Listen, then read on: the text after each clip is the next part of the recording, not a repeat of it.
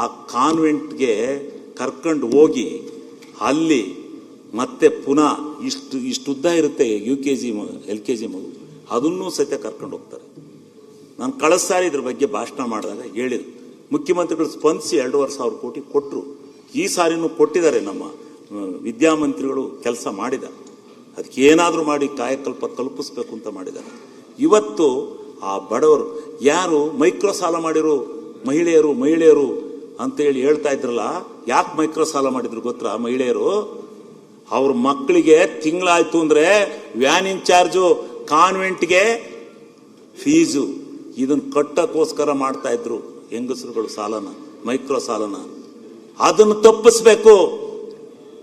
ಇವತ್ತು ಒಂದು ಕೇಂದ್ರದಲ್ಲಿ KPSC ಶಾಲೆ ಮಾಡಿ UKG LKG ಇಂದ ಹಿಡಿದು ಅಪ್ ಟು PUC ವರೆಗೆ ಒಂದು ಕೇಂದ್ರದಲ್ಲಿ ಒಂದು ಊರಿನಲ್ಲಿ ತಗೊಂಡು ಆ ಗ್ರಾಮಗಳಿಂದ ಮಕ್ಕಳನ್ನ ಸರ್ಕಾರಿ ಸ್ವಂತ ವಾಹನದಲ್ಲಿ ತಂದು ಅವ್ರಿಗೆ ಬಿಸಿ ಊಟ ಹಾಕಿ ಅವ್ರಿಗೆ ಇಂಗ್ಲಿಷ್ ಕಳಿಸೋದಕ್ಕಿಂತ ಪುಣ್ಯ ಏನಾರ ಆಯ್ತಾ ಸ್ವಾಮಿ ವಿದ್ಯಾಕ್ಷೇತ್ರದಲ್ಲಿ ಇದೆಯಾ?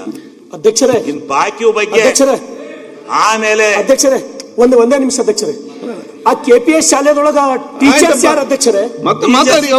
ಯಾರು? ನಾವು ನೀವು ಚರ್ಚೆ ನೀವು ಚರ್ಚೆಗೆ ಮಾಡ್ತೀವಿ. ಚರ್ಚೆ ಮಾಡಬಾರ್ದಪ್ಪ. ಅಲ್ಲ ಅಧ್ಯಕ್ಷರೇ, ಅಲ್ಲಿ ಕಲ್ಸೋರು ಯಾರು ಅಧ್ಯಕ್ಷರೇ? ಶಿಕ್ಷಕರು ಮತ್ತೆ ಚರ್ಚೆ ಮಾಡಿ ಮಾತಾಡುವಾಗ ಅಲ್ಲ ಇದನ್ನು ತೊಂದರೆ ಹೇಳಬೇಕಲ್ಲ. ನೀವು ಮಾತಾಡಿ.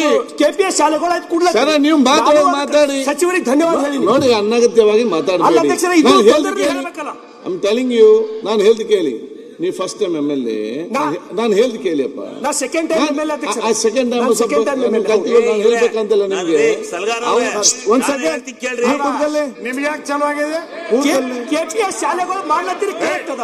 ಶಿಕ್ಷಕರು ನಾನು ಹೇಳ್ದು ಕೇಳಿ. ಮಕ್ಕಳಿಗೆ ಇಂಗ್ಲಿಷ್ ಕಲ್ಸೋರು ಯಾರು?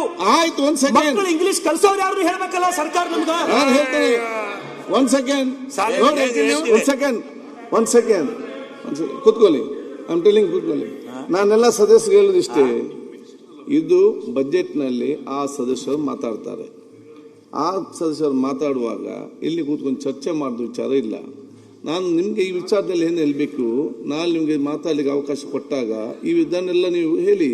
ನೀವು ಇದನ್ನೆಲ್ಲ ಈಗ ನಾಳೆ ಮಾತು ಏನು ಮಾತಾಡ್ತೀರಿ ನೀವು? ಅಧ್ಯಕ್ಷರೇ, ನಾನು ಟೀಚರ್ ಕೆಲಸ ಮಾಡಿದ್ದೀನಿ. ತಾವು ಕೊಟ್ಟಂತ KPS ಶಾಲೆಗಳೊಳಗ ಕಲ್ಸಕ್ಕೆ ಶಿಕ್ಷಣ ನೀವು ಮಾತಾಡಿ. ಇದನ್ನು ತಮ್ಗೆ ಗೊತ್ತಾಗಬೇಕಲ್ಲ, ನಾನು ಸದನ ಕೇಳಬೇಕಲ್ಲ. ಕೈ ಮಾಡುವುದು ಮಾತಾಡಿ. ಅರೆ ಮಕ್ಕಳ ಭವಿಷ್ಯ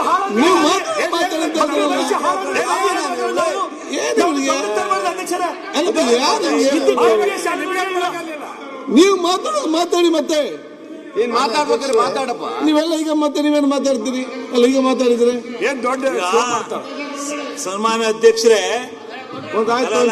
ನಾನು ಒಂದೇ ನಿಮಿಷ ನಮ್ಮ ಸ್ನೇಹಿತರು ಸಲ್ಗಾರ್ ಅವರು ಹೇಳಿದ್ದು, ಅವ್ರೇನು ಅಲ್ಲಲ್ಲ ಒಂದ್ ನಿಮಿಷ, ಅವ್ರು ಹೇಳಿದ್ದೇನು, ಈಗ ಇಂಗ್ಲಿಷ್ ಕಲ್ಚರ್ ಬೇಕಲ್ಲ, ನಿಜ. ನಮ್ಮ ಪ್ರೈಮರಿ ಸ್ಕೂಲ್ TCH ಮಾಡಿರ್ತಕ್ಕಂಥವ್ರಿಗೆ ಇಂಗ್ಲಿಷಿನ ಜ್ಞಾನ ಇಲ್ಲ. ಅದಕ್ಕೋಸ್ಕರಲೇ ಎಲ್ಲ ನಗರ ಪ್ರದೇಶಕ್ಕೆ ಕಾನ್ವೆಂಟ್ಗಳಿಗೆ ಕಳಿಸ್ತಾ ಇದ್ದಾರೆ. ಆದರೆ ಈಗ ಮಾಡಿರ್ತಕ್ಕಂಥ ಕಾನೂನಿನಲ್ಲಿ ಇಂಗ್ಲಿಷ್ ಟೀಚರ್ಗಳನ್ನ ನೇಮಿಸಿ KPS ಶಾಲೆ ಮಾಡೋದು, ಅದಕ್ಕೆ ಬಜೆಟ್ನಲ್ಲಿ ಹಣ ಇಟ್ಟಿದ್ದಾರೆ. ಅದನ್ನು ತಿಳ್ಕೋಬೇಕು ತಾವು ಅಷ್ಟೇ. ಅಲ್ಲ ಶಿವಲಿಂಗೇಗೌಡ್ರೆ, KPSC ಮಾನ್ಯ ಸಭಾಧ್ಯಕ್ಷರೇ, KPSC ಕಾನ್ಸೆಪ್ಟ್ ತುಂಬಾ ಚೆನ್ನಾಗಿದೆ. ಇಂಗ್ಲಿಷ್ ಟೀಚರ್ಗಳು ಅಲ್ಲಿದ್ದಾರೆ KPSC ಶಾಲೆಗಳಲ್ಲಿ. ಅದು ಸರ್ಕಾರದ ನಿರ್ಧಾರ ಕರೆಕ್ಟ್ ಆಗಿದೆ. ನಾನು ಆ ಮಂತ್ರಿಗಳಿಗೆ ಅಭಿನಂದನೆ ಸಲ್ಲಿಸ್ತೇನೆ. ನಾನು ನನ್ನ ಮೇಲೆ ಒಂದು ಗೋಟ ಅಂತ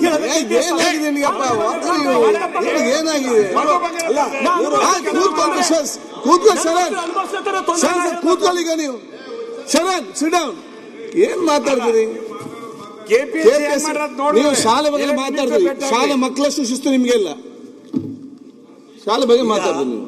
ಮಕ್ಕಳ ಶಿಸ್ತು ಸ್ವಲ್ಪ ಕಲಿಯಿರಿ. ಸನ್ಮಾನ್ಯ ಅಧ್ಯಕ್ಷರೇ,